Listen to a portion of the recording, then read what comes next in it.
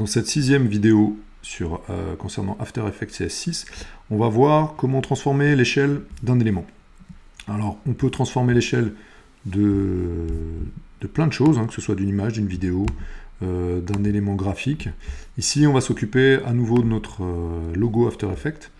Je vais juste dézoomer un petit peu, histoire qu'on puisse voir l'ensemble de l'écran. Je vous rappelle simplement qu'il était en dehors de l'écran, qu'il apparaissait à nouveau dans l'écran, il restait en place jusqu'à 7 secondes, et ensuite il repartait à l'extérieur de l'écran. Alors, pour changer l'échelle d'un document, d'un élément, on va dans l'onglet Transformer. Vous avez une petite flèche devant chacun de ces éléments, que ce soit une vidéo ou une image, vous aurez toujours le même principe. On va dans Transformer. Nous, on avait changé la position ici de cet élément, vous voyez les points. Et là, on va s'intéresser à l'échelle de ce document. Alors, je place mon curseur au centre, histoire qu'on voit un petit peu ça. Moi, ce que je trouve, c'est que ce logo est un peu grand pour l'écran. Vous voyez qu'il est... il prend quasiment toute la hauteur de l'écran. Donc il faudrait le diminuer légèrement. Pour ça, on va s'occuper de l'échelle. Et cette échelle, ici vous avez un petit cadenas qu'il faut toujours cliquer, sur lequel il faut toujours qu'il soit cliqué, pour que les dimensions changent de manière proportionnelle. J'ai mis 50%, et là tout est passé à 50%. Vous voyez qu'ici, en hauteur, c'est plutôt bien proportionné. On a un tiers de la hauteur et un quart de la largeur, c'est très bien. Donc maintenant, si je regarde mon animation, le logo, du début à la fin, il est à 50%. Alors, autre petite chose, autre petite astuce, là, on a le point d'ancrage, la position, l'échelle, la rotation et l'opacité qui sont déployés. Du coup, on n'y voit plus grand-chose, et on peut des fois se tromper de ligne. Moi, ce que je vous conseille, c'est de déployer que ce dont vous avez besoin. Alors, il y a des petits raccourcis clavier qui permettent de faire ça. Donc, si je ferme tout, je sélectionne le calque qui m'intéresse. Si je veux juste la position, j'appuie sur P. La lettre P sur le clavier vous donne la position. Si je veux l'échelle, j'appuie sur S. S comme scale en anglais, qui veut dire échelle. Vous avez juste ici l'onglet échelle qui apparaît. Pour avoir la rotation, on appuie sur R. R comme rotation, ou rotation en français. Ça vous permet d'avoir juste l'onglet qui concerne la rotation. Et enfin, pour avoir l'opacité, vous appuyez sur T. T comme transparency ou transparence en français. Alors nous, là, c'est appelé opacité, mais en fait, on gère les transparences. Par contre, des fois, c'est bien d'avoir deux lignes d'activer. Moi, j'aimerais bien avoir la position, mais aussi l'échelle. Pour avoir plusieurs lignes d'activer, il faut appuyer sur Shift et la lettre qui concerne ce que vous voulez afficher. Moi, c'est le S, donc Shift S. Et là, j'ai l'échelle aussi qui apparaît. Donc, je peux caler les choses par rapport à ce que j'ai déjà. Là, vous avez vu que j'ai un autre fichier, enfin, peut-être que vous avez remarqué, j'avais un autre fichier son. J'ai mis un fichier battement de cœur. Et j'aimerais bien que, au milieu ici, mon élément change d'échelle par rapport au son que j'ai là. Alors, vous allez me dire, on ne voit pas trop le son, on ne sait pas où est le son. Il y a un moyen de voir l'audio. On va déployer ça. On va déployer ici l'onglet Signal. Et vous voyez ici, vous avez l'onde sonore qui va être marquée. Donc, vous allez pouvoir voir où est-ce que vous allez pouvoir changer les choses et vous caler par rapport à l'audio. Il faut vraiment se rappeler qu'on travaille ici dans de l'audiovisuel, et donc bien sûr il y a du visuel, bien sûr c'est des images, bien sûr on va faire bouger des choses, mais surtout on va le faire par rapport à des sons, par rapport à une musique, par rapport à un rythme, et il va falloir caler les choses sur ce rythme. Donc là j'ai diminué la zone de travail, vous vous rappelez tout à l'heure, j'ai pris les petites manettes orange là, pour diminuer ma zone de travail, pour ne m'occuper que de ce qui m'intéresse. Donc je vais zoomer, pour pouvoir voir un peu mieux ici, mes ondes sonores et caler mes différentes échelles et positions sur cette onde sonore. Voilà. Donc dans cette position-là, moi ce que je voudrais, c'est que mon élément change d'échelle, qu'il s'agrandisse ici et ici, et qu'il diminue entre-temps. Donc je vais réutiliser le même principe que tout à l'heure, à savoir le chronomètre. Je vais lui dire, je vais actionner le chronomètre ici, je vais lui dire ici, tu vas me mettre une image clé, donc avant le battement de cœur. Cette image clé, elle sera à 50% de l'échelle. Et sur le son, donc je déplace mon curseur, je vais créer une deuxième image clé. Pour la créer, je vais changer simplement la taille. Je vais mettre 75%. Et vous voyez comme le cadenas ici est actionné, si j'appuie sur Entrée, il me change les deux en 75%. Je me déplace de 2 images et je vais la remettre à 50%. Comme ça, le cœur va grandir. Sur le battement de cœur, on va voir le logo qui va grandir et diminuer. Je vais faire une prévisualisation. Alors c'est pour ça que j'ai diminué la zone de travail ici, c'est pour que la prévisualisation se fasse juste dans cette zone-là. Donc il calcule.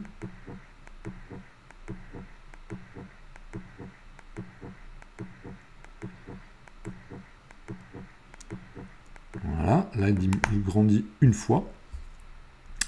Et je vais répéter la même opération juste après. Donc je vais me décaler de 2 images. Et ce qui est intéressant avec After Effects, c'est qu'on peut copier et coller ces images clés. Donc je vais faire un cliquer-glisser, je vais sélectionner mes 3 images clés. Je fais copier, pomme C. Et à l'endroit où j'ai mis mon curseur, je fais pomme V et il va me les copier à nouveau. Donc c'est exactement les mêmes que là, ici. Je vérifie quand même que celui-là est bien placé. Et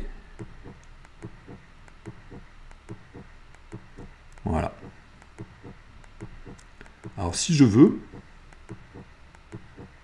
je peux faire en sorte que celui-là ne soit plus à 75%, mais soit à 65%, pour avoir une petite variation. Pour avoir quelque chose de plus naturel.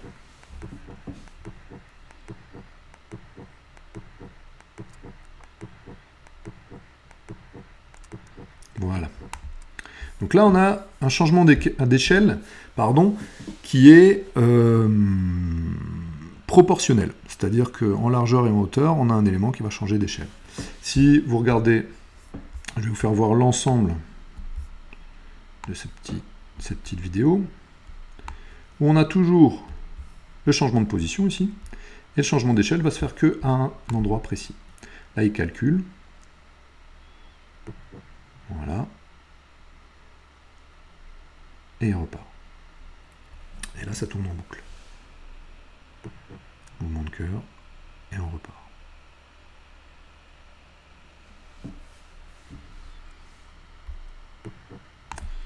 Alors, donc After Effects nous permet de gérer l'échelle, mais l'échelle n'est pas toujours proportionnelle.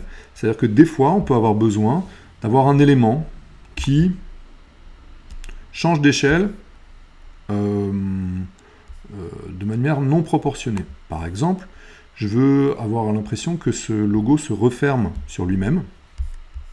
Donc si je veux qu'à cet instant, ce logo se referme sur lui-même, je vais déjà créer une image clé à 50 par 50. Alors je place mon curseur ici. Je vais prendre une image clé. Je vous rappelle que si je clique à nouveau sur échelle, là, je vais le faire, tout s'efface. Donc tout ce que j'ai fait avant s'efface, puisque j'ai déverrouillé le chronomètre. Donc pomme Z pour revenir en arrière. Si on veut avoir une image clé à 50, je vais la sélectionner. Celle-ci, je sais qu'elle fait 50, c'est la première.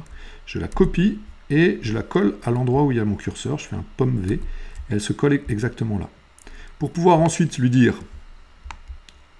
un peu après, tu vas complètement te transformer. Je vais zoomer un petit peu dessus pour qu'on le voit. Et là, je vais déverrouiller mon cadenas pour lui dire, là, tu vas faire 10%. Donc, vous voyez ce qu'il fait? En fait, il va se contracter. Je vais même le mettre à 0%. Et il va disparaître complètement. Donc, en quelques images, il va diminuer. Je vais déplacer cette image, hop, pour que ça dure un peu plus longtemps. Et voilà, image par image, il va se refermer sur lui-même. Et bien sûr, pour que ça marche ensuite, il va falloir qu'il se rouvre.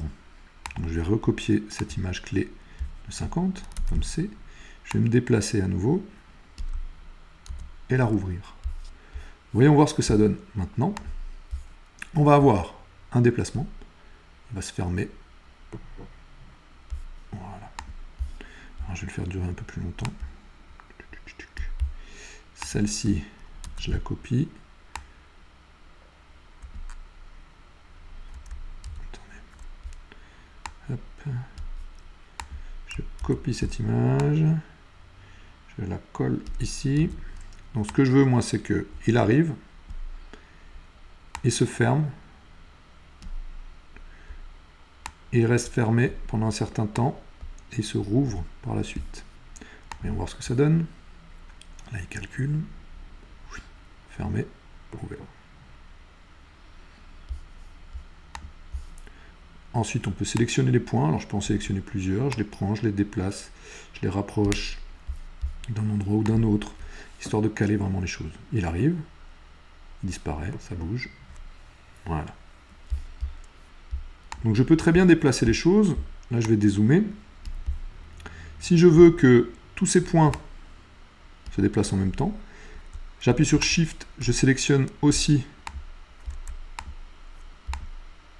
mon élément. Alors, hop, je vais vous montrer. Je fais un cadre de sélection. Je sélectionne tous ces points, ces images clés. J'appuie sur Commande, pardon, et je sélectionne mon calque battement de cœur. Je veux que ça arrive un peu plus tard. Et bien, ça ne va pas marcher parce qu'il a sélectionné ça. D'accord, ok, ok. Donc je peux très bien déplacer mon battement de cœur. Ah, il faut le faire en 2 fois. Et redéplacer tous ces éléments.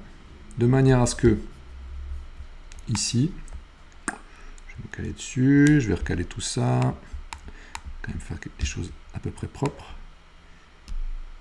Là, je suis en grand. Donc si je suis en grand, c'est cette onde-là qu'il faut mettre. Voilà. Et tout ça pour simplement décaler les choses. C'est-à-dire que mon logo ne va pas rester apparent tout le temps. Il arrive, il disparaît, il se passe quelque chose. Et ensuite, il réapparaît avec le battement de cœur et il repart. Je peux même encore le déplacer encore davantage et faire en sorte qu'il reparte juste avant. Il réapparaisse juste avant de repartir. Donc c'est pareil, je place mon curseur. Je vais zoomer. Placer mon image clé, quand il est grand, à l'endroit où je le veux. Et voir ce que ça donne. Il apparaît, il disparaît, il se passe quelque chose dans la vidéo. Et ensuite, il réapparaît, un battement de cœur et il repart. Voilà. Donc, ça peut être intéressant de jouer sur les proportions, de ne pas toujours garder des proportions qui sont comment dire, homothétiques, c'est-à-dire que ce soit les mêmes pourcentages à chaque fois. Ça permet de faire apparaître des éléments. Alors ça peut être du texte, une image, ça peut être une vidéo aussi, hein, que vous pouvez écraser, élargir, agrandir. Voilà. On peut faire ça avec tous les éléments qui sont ici dans votre fenêtre projet. Voilà pour ce qui est de la transformation de l'échelle. Au prochain tuto, on verra comment transformer à l'aide d'une rotation les éléments.